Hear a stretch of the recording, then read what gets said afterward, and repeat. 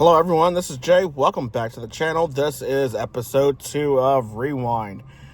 Here on Rewind, I take a look at movies that were released in theaters 10 plus years ago. So I thought this would be a nice way to, kind of revisit those movies, break down the plot, talk about, what worked and what didn't work. And at the end, I will give it a grade rating, typical grade rating, where A plus is the highest grade possible, meaning I thought the movie was a perfect masterpiece, with the lowest possible grade being an F, meaning that movie was a perfect catastrophe. So on episode 1, I had a chance to review Varsity Blues. So here on episode 2, I decided, let's continue down the memory of 1999. Let's see what other movies came out that year that I thought would be fun to revisit and take a look at. And yes, so here on episode 2, we are going to enter The Matrix. So this is The Matrix, which is the first movie in the franchise. It made its debut in theaters on March 31st, 1999, and was directed by the Wachowskis. The movie stars Keanu Reeves, Carrie-Anne Moss, Lawrence Fishburne, and Hugo Weaving. The movie was also distributed by Warner Brothers and had a budget of about $64 million. And it grossed over $465 million. So, definitely safe to assume that Warner Brothers made up the cost to produce the movie and then some. So let's go ahead and just dive right into the plot of the movie. The movie opens with a phone conversation between Cypher and Trinity is questioning if the line they're on is clean. Shortly afterwards, the police burst into the room, and Trinity puts her hands up. Thinking she surrendered, the police go to arrest her, but Trinity has other ideas and knocks out everyone in the room. Soon, agents find Trinity, and they begin their chase over rooftops, through windows, from building to building. Making it to street level, Trinity sees the phone booth she needs to get to escape the Matrix. However, at the same time, there is an agent waiting for her in a truck, and the agent just floors it and plows the truck right through the phone booth. However, Trinity manages to escape just in the nick of time. Meanwhile, Thomas Anderson, aka Neo, is passed out at his computer when he receives a message on his computer telling him to follow the White Rabbit. Neo ends up having visitors, which is some kind of business deal, and they invite him to a party with them. Saying no at first, Neo eventually notices that the woman that's with them has a white rabbit tattoo, and this convinces him to change his mind, and he ends up going with them. At the club, Neo runs into Trinity, who tells him that the answer to the question that he's been on his mind is out there. That question being, what is the Matrix? The next day, Neo oversleeps and is late for work. Sitting at his cubicle, Neo receives a package, which turns out to be a phone. Not just any type of phone. This is the 90s, of course, so it was one of those big, giant flip phones. As Neo grabs the phone rings, and it is Morpheus on the other end. He warns Neo that he's in trouble and that he can guide him to safety, as there are agents there looking for him. Neo is led to a corner office and is told to go outside and reach a scaffolding to escape. However, he freaks out at the height that he's at, and he ends up being captured by the agents. The agents interrogate Neo, but Neo doesn't cooperate, and the agents end up basically bugging Neo. Morpheus contacts Neo once again to arrange a time and place to meet. Neo is then picked up by Trinity, Switch, and APOC.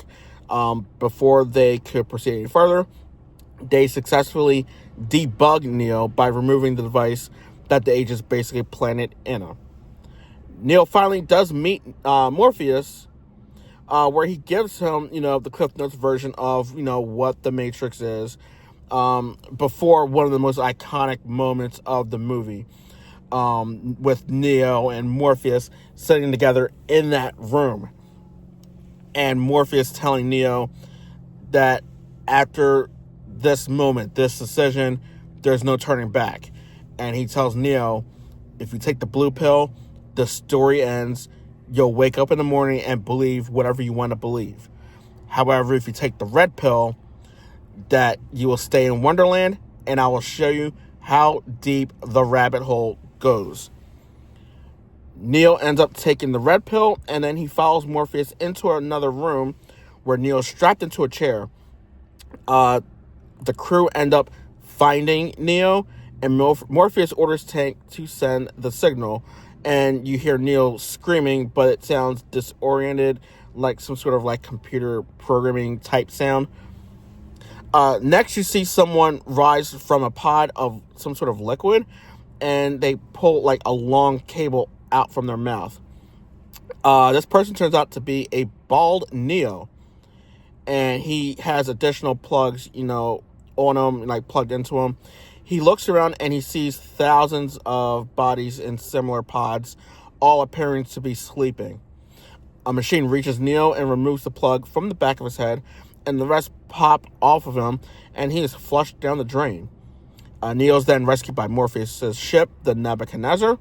Once Neo is on board, Morpheus replies, "Welcome to the real world." Meanwhile, Morpheus and his team are operating on Neo, removing parts from the plugs that once connected his body. Wondering why his eyes hurt, Neo is told that he never used them before. After having some time to rest, Neo meets with Morpheus and finally begins getting the answer to the question he's been pondering: what is the Matrix? They are plugged in as Morpheus explains that the Matrix is actually a computer-generated dream world, and he shows Neo what the real world looks like, showing a major city with the skyline and all of its buildings absolutely devastated. Morpheus explains that it all started with the rise of artificial intelligence, and a war broke out between AI and humans. Humans scorched the sky thinking that machines would not survive without the sun and the use of solar energy. However, the machines found an alternate source of energy: humans, explaining that humans are not born, but instead are grown, essentially turning humans into batteries for the machines. Neo freaks out at this realization, and he ends up losing his lunch. Morpheus explains that there was a man who was born inside the Matrix called the One, who freed the first humans and told them of the truth, and that after his death, his return was predicted by the Oracle, and that his return would lead to the destruction of the Matrix. Morpheus basically believes that Neo is the One. After getting some rest, Neo meets Tank, who is the operator. He helps guide the team, through the Matrix, answers their phone calls from inside the Matrix. He helps Neo get plugged in and puts him through combat training, which is taking numerous fighting styles that are actually programmed on discs and downloading them to Neo. And then with that, Morpheus wants Neo to demonstrate his fighting styles, and the rest of the team watch on as Neo and Morpheus fight in a training simulation.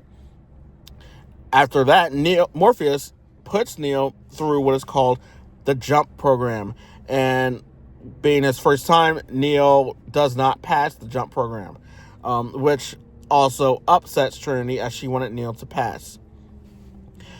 Morpheus does plan on taking Neo to see the Oracle, the individual who predicted the return of the One. However, beforehand, one member of the team has alternate plans, that being Cypher. Cypher is shown inside the Matrix meeting with Agent Smith, and they have an agreement in place. Cypher will give his body back to be plugged back into the Matrix, and in exchange, Cypher will hand over Morpheus, as Morpheus, along with other captains of the respective ships, are given access codes to the mainframe of Zion, which is the last human city on Earth. If an agent got the codes and accessed Zion's mainframe, it will destroy the last human city on Earth along with its citizens. With the seeds planted for a betrayal, Morpheus, Trinity, APOC, Switch, Mouse, Cypher, and Neo all entered the Matrix. APOC, Switch, and Mouse stand by guarding their exit from the Matrix while the rest of the team goes see the Oracle. And this is when Cypher begins his plot of betrayal. First, he tosses his phone in the trash while a call is being made, which allows the agents to trace the call and to pinpoint their location. Neo finally meets the Oracle, who tells him that he is not the one, but he does have the gift, and then she drops shocking news to Neo. That being, Morpheus plans to sacrifice himself because he believes in Neo, and that Neo controls both of their fates. The team reconvenes at their exit point, but Neo notices something. He observes a black cat walking by, and a few seconds later, he sees the same black cat walking by again, to which Neo comments, "Deja vu." This sets off some red flags with the team as Trinity explains that a deja vu is a glitch in the Matrix that occurs when something is changed. The hard line is cut, and the team runs through the building to escape both the police and the agents. Mouse runs into a room, moves the curtains, and the windows are covered by bricks, which is what was changed and caused the deja vu moment from Neo. Police burst into the room as Mouse fights, but he's outmatched, and the police agents take down Mouse, and Mouse is flatlined. Tank leads the team to what is called a wet wall in the building that they can use to escape the building and find a new exit from the Matrix. As they're trying to make their escape, Cypher coughs on purpose to reveal their location and alert the agents.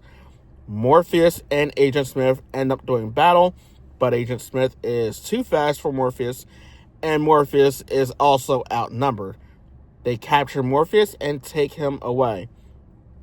Cypher ends up beating the rest of the team to the exit point, and he wakes up.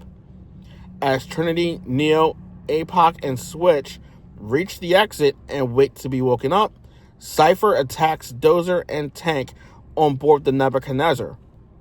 Cypher then jumps on the line at Tank's operator station and reveals what he'd done.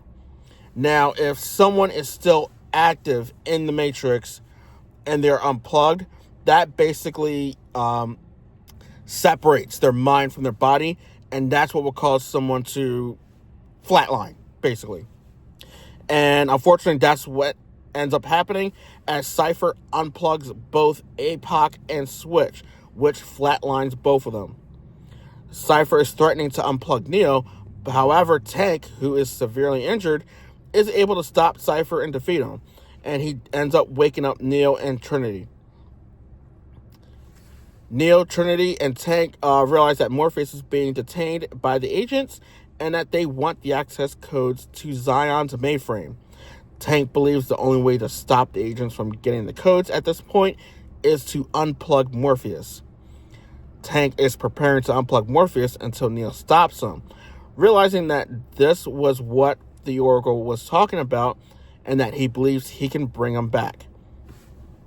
Now, while interrogating Morpheus, Agent Smith does deliver his brutally honest opinion on humans, basically comparing humans to a virus by the way they behave, which has me feeling some type of way. Like, wow, you're calling us a virus? That's, wow. Hopefully Agent Smith gets his.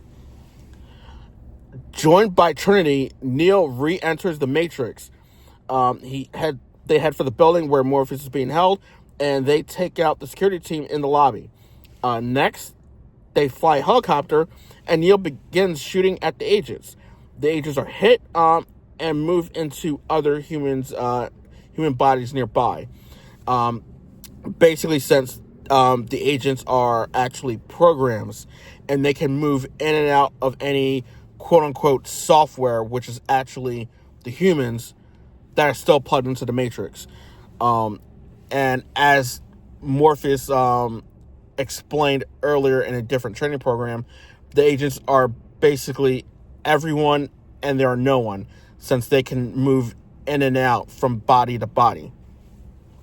After Neo shoots up the floor that the agents are on, they are able to successfully rescue Morpheus, and they look for an exit. Tank gets Morpheus, Trinity, and Neo set up with an exit inside of a subway. Morpheus exits the Matrix and wakes up. Trinity is next, but is stalling because she seems to have something to tell Neo, and I wonder what that could be. Just as she picks up the phone, Agent Smith shoots at her, but was able to exit the Matrix just in time. Neo and Agent Smith come face to face, and they do battle, and it is one of the most iconic fight sequences, arguably, in the franchise. Agent Smith eventually gets run over by an incoming train, but takes over another human body, and the chase is on. Neo is running throughout the city to get to a new exit while being pursued by the three agents. Now, while all this is happening back in the real world, the Sentinel machines have located Morpheus' ship, the Nebuchadnezzar, and they launch their attack, ripping apart a section of the ship's hull and eventually working their way inside the ship. Back inside the Matrix, Neo reaches his exit, but Agent Smith beats him there and shoots Neo multiple times, causing Neo to flatline. However, remember that thing that Trinity had to tell Neo? She ends up confessing that she's in love with him and kisses him. Neo ends up coming back to life. The agents shoot at Neo again, but Neo is able to stop the bullets. He is indeed the one. So Neo can now manipulate the code to the Matrix and has new abilities. Neo destroys Agent Smith, which sends the other agents running. Neo exits the Matrix, and as Neo wakes up, Morpheus and Tank trigger the ship's EMP, which destroys the Sentinel machines that are both inside their ship and as well as near their ship. Later, back inside the Matrix, Neo communicates with the system, vowing to show humanity a world without control, offering the system a choice. Neo ends the phone call and flies off as the credits roll. The Matrix is considered one of the greatest science fiction movies of all time, and I agree with that statement. And as a matter of fact, back in 2012, the movie was selected for preservation in the United States Film Registry. The movie was definitely revolutionary for its time, with the choreography, the camera angles, the camera movements, the fight sequences, and a lot of that ended up getting replicated and in some movies spoofed. So this movie it paved the way for a lot of the future movies that would come after the release of The Matrix in 1999. Some things I liked about the movie, storyline was pretty simple to understand and grasp. We knew what was going on. Like, we thought we understood what was happening in the beginning, but then, as the story progressed, now it's like, what is actually happening? And then little by little, and then ultimately, it is revealed what is actually happening. Like, hey, the peak of society, that world you're living in, it's not real. And it turns out you're actually living in a computer-generated dream world. This is what the real world looks like. And you saw, a devastated world with a scorched sky to, block out the sun because there was a war between artificial intelligence and human beings. So, the costume design, obviously, I love the costumes, both in the real world and in the Matrix as well. But yeah, I mean, Morpheus like said it. One of the lines that really stuck with me, and Morpheus said it best. It was like towards the beginning of the movie where he's like, "I'll show you how deep the rabbit hole goes." Like that's like one of those lines to me that really like stuck out because it was like how bad is it? Like it had me curious. It had the gears turning. Like what can we expect? And then it was all ultimately like revealed, and it has you even thinking as well. It keeps the gears turning. Like to like to use your imagination over like, hey, what is real? Like it like. Are we living in a simulation? Are we living in real life, etc.? Another thing as well is, the soundtrack and the score for the movie. I thought both were iconic. Like, me personally, I love different genres of music. I don't stick to, like, one genre. I listen to different types of genre music, like hip-hop, R&B, freestyle music from the 80s and 90s, rock, etc. So, I mean, so one of the things I do love in a movie is a good soundtrack, and the Matrix 1 had a great soundtrack. It also had a great score. In my honest opinion, I would say I enjoyed the soundtrack to Matrix Reloaded just a tad more than Matrix 1. But Matrix 1 was still fantastic as far as like the music and everything. But going back to the costume design, and the setting and overall feel of the movie was enjoyable, especially, when the audience is taken to the real world and is shown what the world actually looks like. Like, it felt like, humans were like on the verge of losing. They're like scrambling to come together, and they're trying to find the basic stuff to survive each day. Like the clothes are shredded, the food that we're eating on the ship, which was allegedly oatmeal, but APOC called it a bowl of snot. So I thought that was a nice way of explaining that. It actually did look like a bowl of snot from that scene, basically. As I mentioned, the movie has been preserved, in the United States Film Registry. The Matrix universe would be expanded and, explored more with the release of, additional projects such as, The Matrix Reloaded, Matrix Revolutions, Matrix Resurrections. There was also a video game out called Enter the Matrix, which I actually enjoyed the video game. I remember playing the video game numerous times. That video game actually helped fill in some gaps to the storyline as it was released to gear everyone up for the release of Matrix 2, which was The Matrix Reloaded.